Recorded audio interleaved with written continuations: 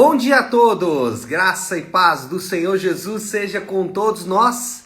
Uma ótima quinta-feira para todos. Hoje é dia 8 de setembro de 2022. Seja muito bem-vindo ao nosso devocional de hoje. E nesta manhã de quinta-feira, nós vamos seguir aí a nossa maratona bíblica. Hoje de volta, aos meus aconchegos, de volta aqui ao meu escritório onde faço devocional normalmente.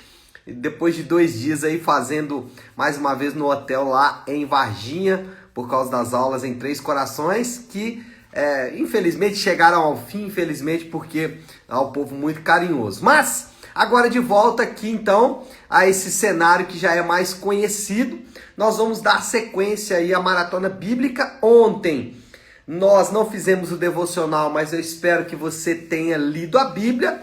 Ontem nós falamos então do capítulo 13, ou lemos o capítulo 13 de Apocalipse, além dos Salmos 65 e 66. Hoje, Salmos 67 e 68 e Apocalipse capítulo 14, a vitória do Cordeiro. Esse é o tema do devocional, porque a ideia aqui é mostrar o poder de Deus, especialmente contra 2 inimigos finais aqui desse terceiro ciclo de visões. Vamos só ler o texto aqui, depois a gente vai conversar sobre esses personagens. O texto que eu quero usar hoje como base, na verdade, não é ele só, eu peguei apenas aqui o inicial do capítulo 14, só para a gente começar a conversa, que é então o versículo 1 do capítulo 14 de Apocalipse. Diz assim: então olhei e diante de mim estava o Cordeiro em pé sobre o monte Sião, e com ele 144 mil que traziam escritos na testa o nome dele e o nome de seu pai. Bom, esse capítulo encerra o terceiro ciclo de visões. Primeiro ciclo de visões, 7 selos foram abertos. Segundo ciclo de visões, 7 trombetas foram tocadas. E o terceiro ciclo de visões é as visões dos personagens simbólicos. Então nós tivemos a mulher e o dragão como nossos primeiros 2 personagens. Ontem estudamos sobre a besta do mar, que aparentemente tinha o poder religioso, e a besta da terra, que simbolicamente tinha que poder financeiro, poder político e militar. Hoje nós vamos falar dos últimos 3 personagens simbólicos, que são os 144 mil selados, também os 3 anjos e por último o filho do homem que ceifa, o filho do homem com a foice na mão que veio para fazer uma grande colheita. Vamos falar de cada um deles então, começando pelos 144 mil santos selados. Esses 144 mil, ainda que existem discussões em relação à literalidade desses números, então alguns vão dizer que esse número é literal, são 144 mil literais, outros vão dizer que eles são representativos, que eles são simbólicos. Independente da maneira como você interpreta, e de fato não é tão importante esta maneira, é importante você lembrar sim que eles representam o exército de salvos em Cristo. Independente se eles são literais ou não, eles são salvos. Independente se eles são 144 mil, 160 mil, 200 mil, e aí isso de verdade não tem muita relevância. A relevância aqui está no fato de que o Senhor tem um grande exército de salvos, um grande povo que ele chama para si. A história de Deus chamando um povo para ele mesmo é a história da redenção. Desde o início Deus chama um povo para ser o seu povo, e aqui no Apocalipse não é diferente. Isso, na prática, para aplicarmos aí para o nosso dia a dia, mostra que os propósitos de Deus, eles são coletivos e sobrepõem em muito as questões pessoais. E pensar sobre isso é de fato não só relevante, como também libertador. Quando pensamos que os propósitos de Deus, eles são coletivos, pensar que os propósitos de Deus sobrepõem em muito as questões pessoais, pode nos ajudar a lidar com as questões pessoais. Se eu lido com as questões pessoais apenas do ponto de vista individual, só pensando em mim mesmo, isso mostra o quão é tacanha a minha visão. Agora, se eu lembro que eu faço parte de um todo, eu posso entender que as coisas que acontecem na minha vida, elas acontecem para que esse todo seja alcançado. Eu lembro-me de uma oportunidade onde uma pessoa me procurou e falou: pastor, eu não estou mais aguentando. E de fato ela tinha um problema muito grande para resolver. Mas eu disse para ela: olha, o que aconteceria hoje se esse problema que você está enfrentando fosse completamente resolvido de maneira milagrosa? Aí ela disse assim: nossa, mas eu ficaria muito feliz, nossa, seriam realizados os meus sonhos, né? Se isso acontecesse da noite para o dia. Eu disse: mas amanhã será que surgiriam outros problemas? Ela parou, ficou me olhando e falou: surgiriam. Eu disse: olha, o maior problema seu não é esse problema, porque esse problema daqui a pouco passa, daqui a pouco você vai ter superado. Quantas vezes nós superamos dificuldades que nós imaginaríamos que fosse impossível de acontecer? Quando eu era bem mais jovem, me converti lá em 2001, eu achava impossível que eu fosse me libertar do vício do cigarro. Eu fumava inveteradamente. E hoje eu olho para trás e faço: cara, aquele problema que era insolúvel foi resolvido. Mas outros surgiram. Quando você tira o foco de você mesmo e olha o foco todo, a abrangência da visão ajuda você a lidar com os seus problemas. Então, olhar para os problemas vai tirar a sua visão do todo. Então, coloque a visão no todo. Nós fazemos parte de um grande exército, de uma grande família, de um grande povo e somos chamados com um propósito de Deus, e os 144 mil aqui são essa prova. Segunda visão, ou desses três últimos, né, os segundos personagens aí, são três mensageiros, são três anunciadores da mensagem de Deus. Três anjos, esses três anjos aparentemente estão ali no mesmo cenário, e os três têm o mesmo objetivo, ainda que de maneira distinta.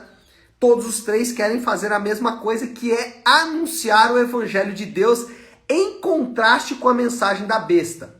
Então, o que esses mensageiros vão mostrar é que existe a mensagem de Deus, que é a mensagem do evangelho de Deus, versus a mensagem da besta. A besta veio trazendo uma mensagem e esses mensageiros vieram trazendo outra mensagem. E a ideia aqui é contrastar essas duas mensagens para perceber qual delas de fato tem validade. E aí, de maneira prática, nós podemos nos lembrar que o evangelho e a sua mensagem revolucionária é a única maneira de rivalizar com os poderes das trevas. A única forma que nós podemos rivalizar com o poder das trevas, com o poder de Satanás, não é bravateando, né? Não é gritando: Satanás, você não tem poder sobre a minha vida. Isso de fato não gera muito resultado prático contra Satanás. Ele não está muito preocupado com isso. Agora, a mensagem do evangelho, ela é revolucionária. E ela é uma mensagem diferente da mensagem da besta. A besta tem uma mensagem e a maneira de rivalizar com esta mensagem é uma outra mensagem. E aí mostrando o quanto as duas são distintas e o quanto a mensagem do evangelho é poderosa e revolucionária. Eu vou dar só um exemplo. A mensagem da besta é uma mensagem que trabalha a relevância.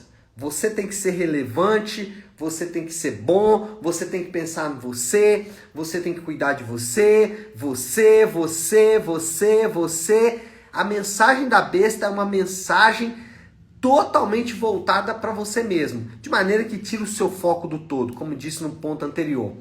A mensagem evangélica é a influência o poder, a relevância, a maneira de tratar com as minhas individualidades é quando eu sirvo uns aos outros. Então você percebe como que uma mensagem rivaliza com a outra? Uma individual busca relevância, a outra é serviço, é coletivo, pensa no outro. Só para dar um exemplo, eu poderia citar outro exemplo aqui, o exemplo do perdão versus exclusão. Na mensagem da besta, todas as pessoas que te ferem devem ser excluídas da sua vida. Todas as pessoas que te fazem mal devem ser eliminadas da sua existência.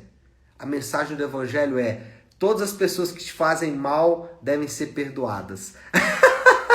Percebe como que uma mensagem rivaliza com a outra? E esses anjos aqui, eles vêm trazendo a mensagem capaz de fazer com que a besta perca o seu poder.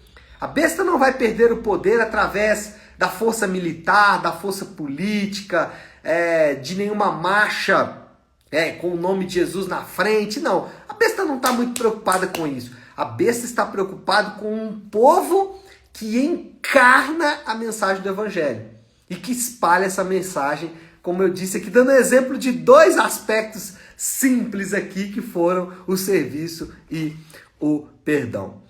Bom, chegamos então no terceiro e último personagem dos 7, né? Lembra que eu falei a mulher e o dragão, duas bestas, uma que sai do mar, outra que sai... Isso, uma que sai do mar e outra que sai da terra. Agora, nesses últimos 3, 144 mil selados, os 3 anjos e agora o filho do homem. Interessante que normalmente nós temos a imagem, né, da morte como aquele ser todo negro, encapuzado, com uma foice na mão, né? Essa é a imagem da morte pra gente às vezes. Só que aqui no Apocalipse, quem tá com a foice na mão é o próprio Senhor Jesus.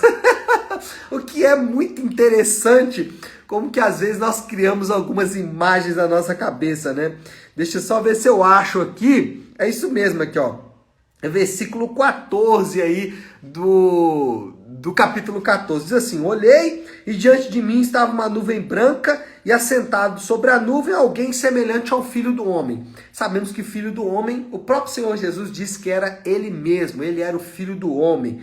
Aí disse assim, finalizando o versículo: ele estava com uma coroa de ouro na cabeça, uma representação clara do Senhor Jesus, e uma foice afiada na mão. Bem interessante esse ponto, né? Mas o que ele quer, na verdade, mostrar? Ele vai fazer uma grande colheita, né? O Filho do Homem, ele vai colher, por isso a foice. Ele colhe dois tipos de colheitas distintas: a colheita de grãos e a colheita de uva. E aí, alguns vão dizer aqui que esses grãos são os ímpios e a uva são os justos. Outros vão dizer que grãos e uva são a mesma coisa. Outros vão dizer que grãos são os judeus e uva são os gentios. Não importa muito também essas representações, até porque são especulativas. O texto não deixa muito claro o que são esses grãos e essa uva. Então não dá para especular muito aqui. O melhor a fazer é tentar entender a representação de cada um deles. A representação é a volta do Senhor Jesus. Sabemos, e Jesus disse várias vezes, que ele voltaria para buscar o seu povo. E aí, na prática, o que isso representa?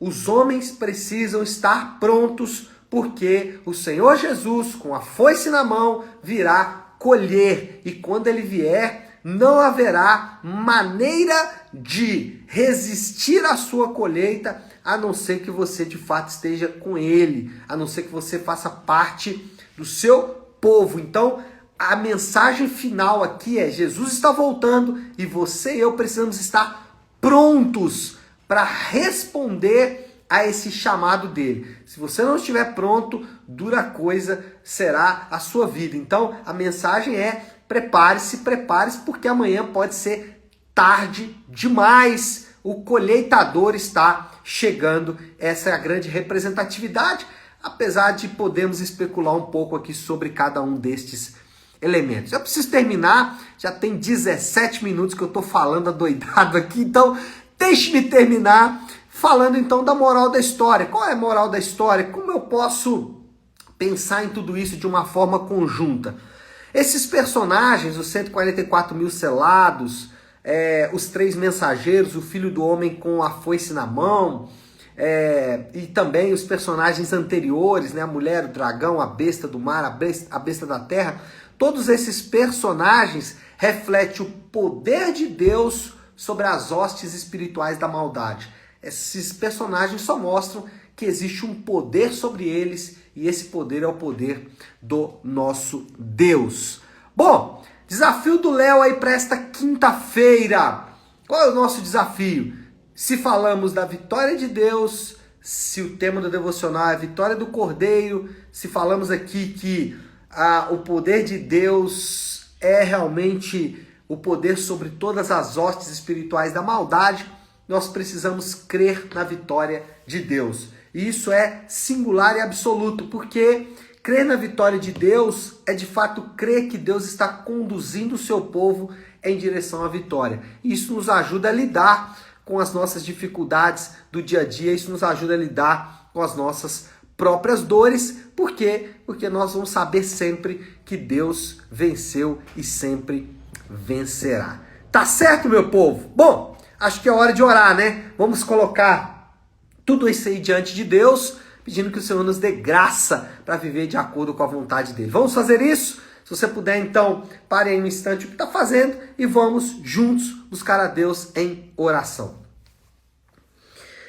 Querido Deus, Pai de graça, Deus de amor, toda misericórdia, é diante do Senhor que nos colocamos nesta manhã para louvar, exaltar e glorificar o Teu nome que é santo. Obrigado, Senhor, por esse dia que se inicia, obrigado pela noite de descanso e renovo, e também pedimos que esse dia seja um dia marcado pelo Teu amor e misericórdia. Eu oro por esta palavra, que o Senhor nos dê, Pai, entendimento dela e principalmente que possamos praticá-la, Pai. A Tua volta é iminente, a Tua volta está cada dia mais próxima. Somos o Teu povo, a Tua família e aguardamos essa volta com a mensagem do Evangelho em nossas bocas e encarnada em nossas vidas. E nós Te agradecemos por isso, pedindo perdão, porque muitas vezes não representamos o Senhor como deveria. E isso nos deixa, Senhor Deus, abatidos, mas não desanimados. Por isso pedimos que o Senhor nos ajude e nós fazemos isso em nome de Jesus. Amém, amém e amém. Amém, meu povo? Bom, então é isso. Nós vamos ficando por aqui. Que Deus te abençoe. Uma ótima, uma excelente quinta-feira para todos. Fiquem com Deus.